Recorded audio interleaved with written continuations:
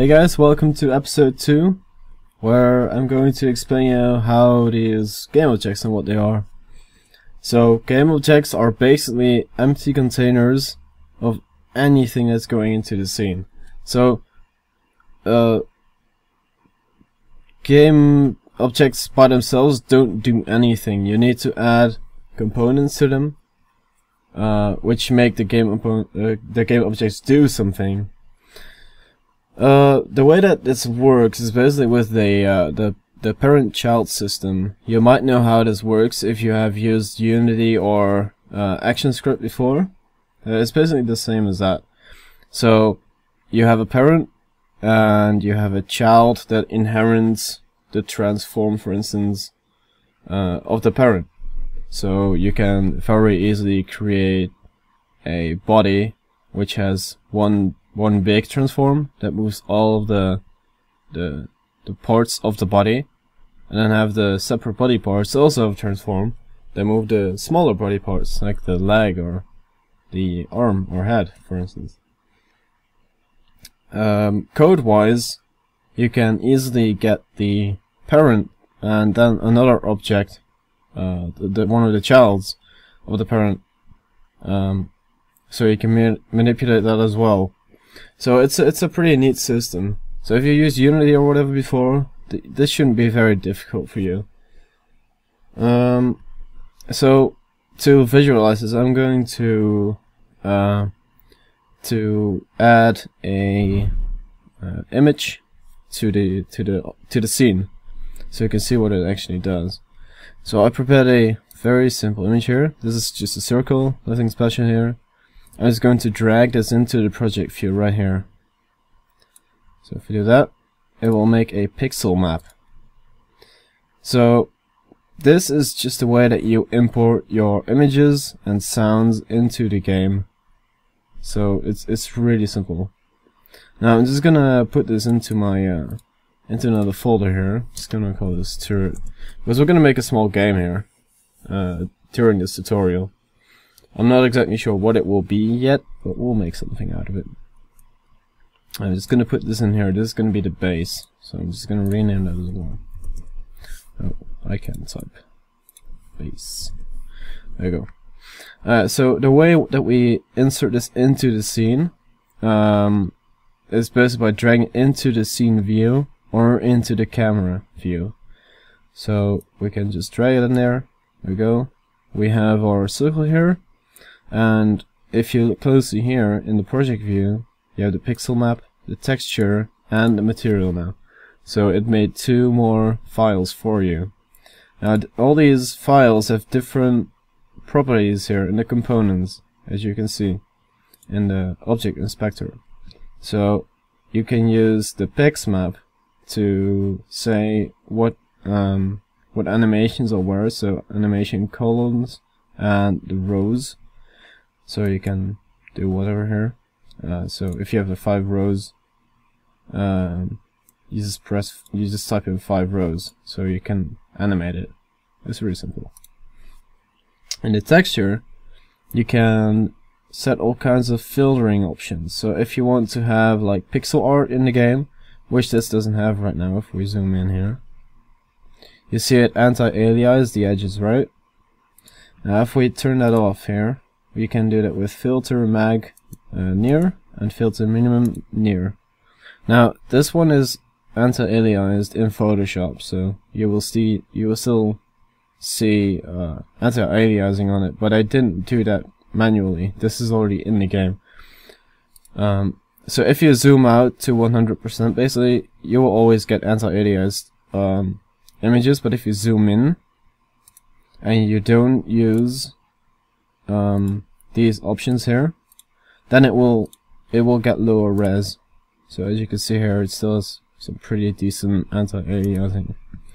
So you use that if you want very high resolution textures at all times. In the material, you don't really need to do anything here, except for when you want to do pixel art and you want to use the transparency in code.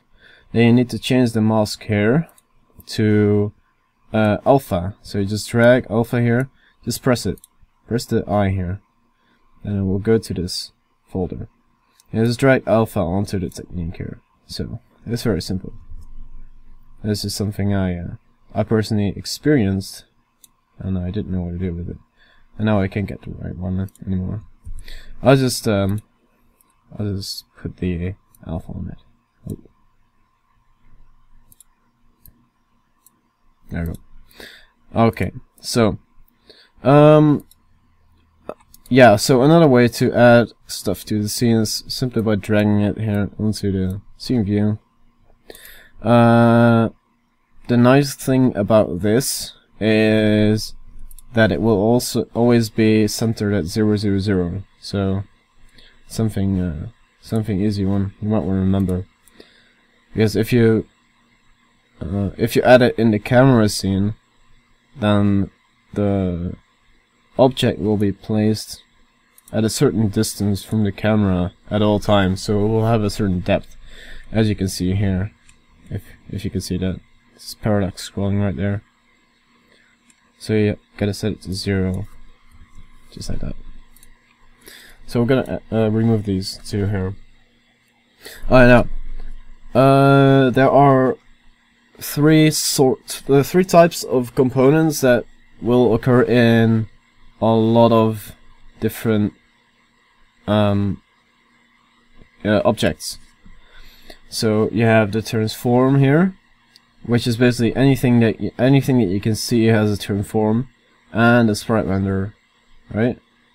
So you can move stuff around, you can see the transform values change there, you can change the scale, the angle, velocity, the relative rotation to the parent. You can set it to ignore the transform of the parent object, and you can say if you want to include use the relative values of the position.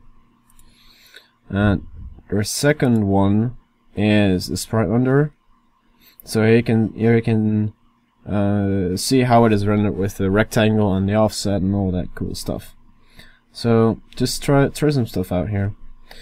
Now the third type that a lot of objects have is the rigid body. So by adding the rigid body, you just right click on the object you want it to have. Just go to New, Physics, Rigid Body. So there we go, and you can see it falling down because it was still playing the game. Now I lost it. So just double click the object here to go to it. Now we saw it falling, so we don't want that. So you can just simply ignore gravity right there. So you have all these values again: linear damping, velocity. Just mouse over and see and check what the advisor says.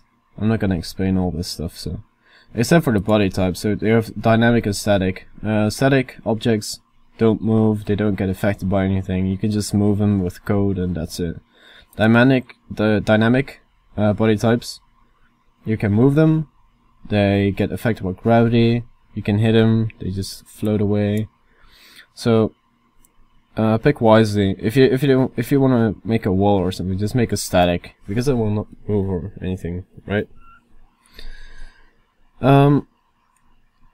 So that's the basics of game objects and how you can basically move them.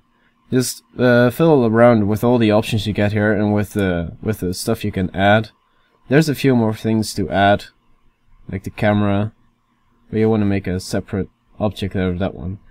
But we'll set up the scene in the next episode. We're going to add a camera and get the profile renderer set up and get some sound on. So thank you for watching, and I'll see you next time.